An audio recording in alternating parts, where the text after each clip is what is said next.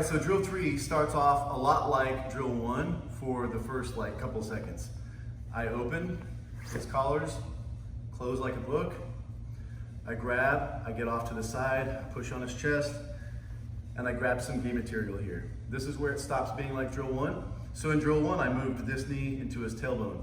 I'm not doing that. Remember in drill 1, I moved this knee in his tailbone and then stepped up with this foot. Instead of that, I'm just gonna step up to this foot. So it's like a couple seconds of a gamble, but he's pulling on me. Go ahead and pull on me, pull down, I'm keeping him away, I step up. This gives me the power I need to stay stable. If I were here, he'd topple me over, right? But here, I have enough of a base. As I step up, I want to pivot out with my back foot or my other foot.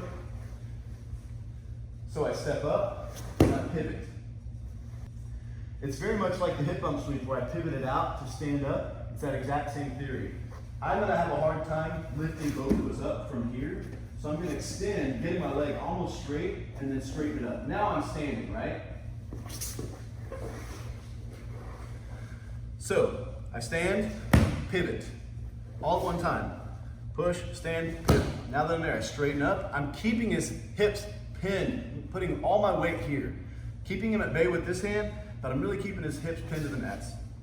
Boom, he tries to keep his guard locked, but I pop it open. If for some reason he is able to follow me up, I hop back with my collar side leg, and I push down at his leg as that's happening. Both of these ways will get their guard to pop open. Now that I'm here, I want to connect I'm creating a wall on the inside of this leg, and I want to create a wall on the inside of this leg. So now he's going to try to recover. I still have his gi pants. He's going to try to recover. Go ahead. I follow him. I'm just following him. Another time I'm weathering the storm. Once he gets tuckered out, I dive both hands underneath. I get nice and low, and I pull him up underneath me. Now I do a big sprawl, making him carry my weight. What I see all the time is this, or this, relax, this. If he's not there and I'm not falling, I'm not doing the sprawl right. I want you to notice my butt's up in the air. If I'm doing it right, his knees are over his face, and he's carrying all of my weight, okay? Now that I'm there, I need to set up my guard pass. I take my helper hand, I pull, and my cross hand grabs thumb in, very important. I see this grip a lot, I don't want that. Thumb in, and I anchor down. So this is what it looks like. How's that feel, Mike? Tight. Then, if I try to pass, he's just gonna follow me, spinning on his upper back. So then I also need to grab hip material right here and pin it. Now he tries to follow me, but he can't. I look up, walk around like my feet are hands on a clock, and then I get the guard pass. If I keep my body bowed and looking up, I don't need to do anything else. Another common mistake that I see from this is I see people tuck their head out of the way and try to move like that. Totally unnecessary if you're doing it right, okay? I'm here making him eat his own knees. I hyperextend my body, look up, and his leg just falls right off. Part of him is actually welcoming the relief of his body straightening out. Now that I'm there, I want to get to side control again, very much like drill 1. His elbow's out, I pull him up onto my uncomfortable pillow.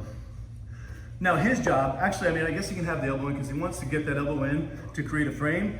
He shrimps away. See, watch, go back, Mike. So he's nice and tight. Watch his feet, they go out, they go away from me, then he follows it with his butt, he shrimps away. Now his bottom leg, his feet go out, he shrimps his butt, and his bottom leg comes in to start getting his guard back. He stretches it out, breaks my hands, spins around, goes part of the other side, gets his full guard, okay? Now he wants to perform what is called a scissor sweep on me. So he sets up kind of like he's gonna do an X choke, helper hand, choke hand. Now instead of going for an X choke, he grabs my sleeve here, and he's gonna kind of come up and sit way back on his elbow. Look, when he does that, he's pulling me across his chest. So come back a little bit, like right here. I have a base here. He tries to sweep me, I've got my elbow to post out on. If he pulls my arm way across his chest, hyperextends that, he's elongating me, giving me no base. Then he's gonna bring this knee in front, right? drop this knee down to the mats, and this leg kicks back, this leg kicks forward, and he scissor sweeps.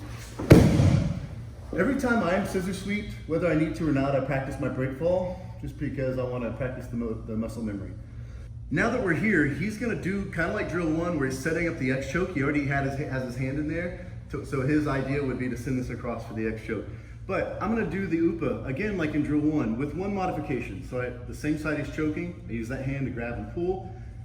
I grab the gi material here, but I forget to trap his foot. So whenever I try to buck him this way, he posts up on that foot, stopping the UPA, but he's giving me this frame. So I push, again, not like this, creating a way for him to attack my arm, but I come here and push with my forearm, and I recover half guard. Then I can come here just as Michael did and push on that leg and recover full guard. Now, as with all the drills, being reciprocal, he is where I started when I started this video. So he can open and close my gi, post up, pivot out, there you go, and keep going for drill 3.